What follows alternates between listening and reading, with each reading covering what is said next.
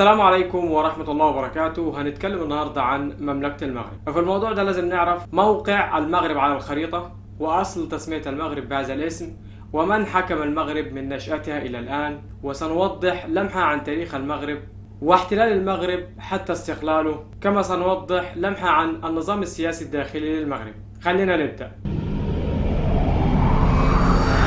المملكة المغربية هي دولة عربية تقع في غرب أقصى الشمال الأفريقي. عاصمتها السياسية الرباط، وعاصمتها الاقتصادية الدار البيضاء. ويحد المغرب من الشمال البحر الأبيض المتوسط، ومن الغرب المحيط الأطلسي، ومن الشرق تحد المغرب الجزائر، ومن الجنوب تحدها موريتانيا.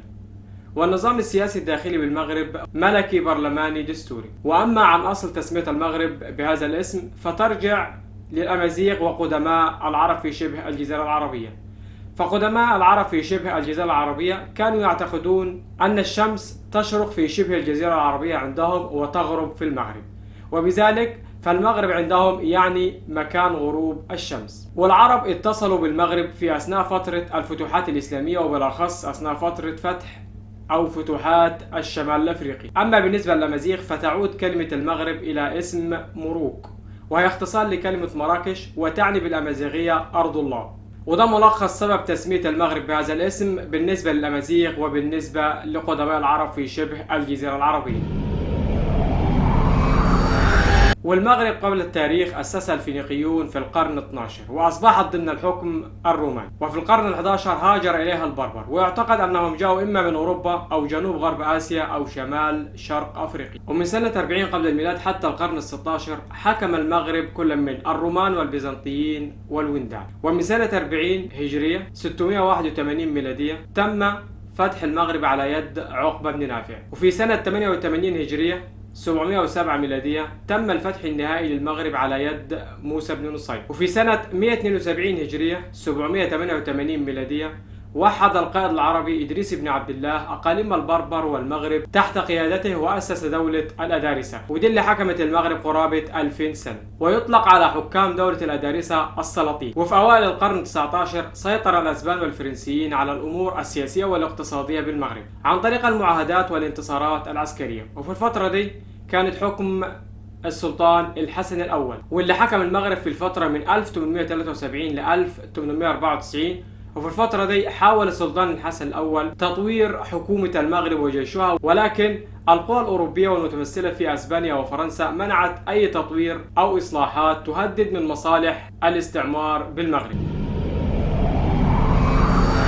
وبعد وفاة السلطان الحسن الأول خلفه بالحكم ابنه عبد العزيز عام 1904، ولكن في عام 1908 خلع العلماء البيعة من عبد العزيز ومنحوها لأخيه السلطان عبد الحفيظ. والسلطان عبد الحفيظ طلب المساعدة من الفرنسيين حتى يستعيد النظام.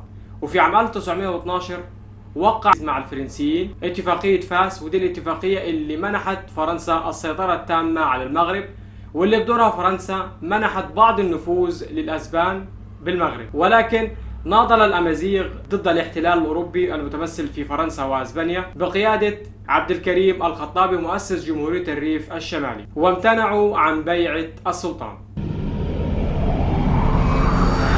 وفي عام 1934 مجموعة من المغاربة وضعوا مجموعة من الإصلاحات للمطالبة بحقوق المغرب السياسية والحفاظ عليها، ولكن فرنسا رفضت تلك المطالبات.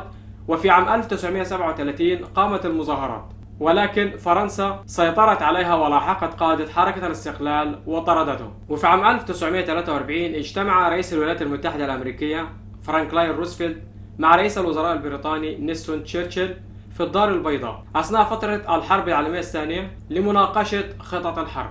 وفي الفترة دي تم إنشاء حزب الاستقلال المغربي بتأييد من السلطان محمد الخامس. وفي عام 1947 طالب حزب الاستقلال ضرورة اتحاد الإقليم المغربي من تحت سيطرة الأسبان والفرنسيين وحق المغرب في حكمها الذاتي، ولكن فرنسا رفضت تلك المطالبات. وفي عام 1953 نفت فرنسا السلطان محمد الخامس خارج البلاد، ولاحقت قادة حزب الاستقلال وسجنتهم، مما أدى إلى غضب المغاربة ومطالبتهم بعودة السلطان محمد الخامس من المنفى. وانتشرت أعمال العنف والمظاهرات وأعمال التخريب، فاضطرت فرنسا لإعادة السلطان محمد الخامس من المنفى في أواخر عام 1955 لاستعادة النظام. كما وعدت فرنسا أيضا في ذلك التوقيت بمنح المغرب استقلالها. وفي مارس 1956 استقلت المغرب عن فرنسا، ومن نفس العام في شهر أبريل تنازلت أسبانيا عن نفوذها داخل المغرب.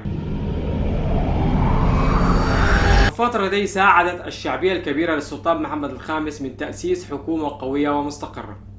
وفي عام 1957 غير السلطان محمد الخامس لقبه من سلطان إلى ملك، وتوفي عام 1961، وخلفه في الحكم ابنه الحسن الثاني.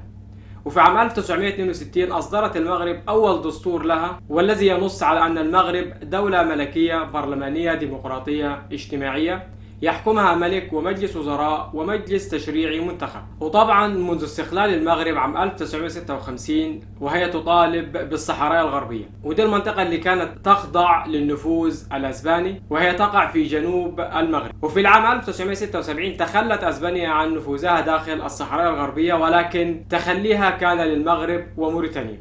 فطالبت المغرب بالجزء الشمالي من الصحراء الغربية، وطالبت موريتانيا بالجزء الجنوبي من الصحراء الغربية. ونظرا لبعض الخلافات بين المغرب وموريتانيا، خاضت المغرب حربا ضد موريتانيا في عام 1979، والتي على إثرها تخلت موريتانيا عن مطالبتها بالصحراء الغربية، وبذلك استطاعت المغرب استرجاع الصحراء الغربية بالكامل في عام 1991. وفي 23 يوليو عام 1999 توفي الملك الحسن الثاني بعد أن عمل على توحيد بلاده ودعم استقلالها. ومن بعده تولى ابنه محمد بن الحسن الحكم، حيث تولى البيعة في قصر العرش بالقصر الملكي بالرباط. وللحديث بقية، انتظروني في حلقات جديدة عن المغرب. وإذا وصلت للحظة دي من الفيديو، إذا كنت مشترك عندي بالقناة ما تنساش اللايك والشير.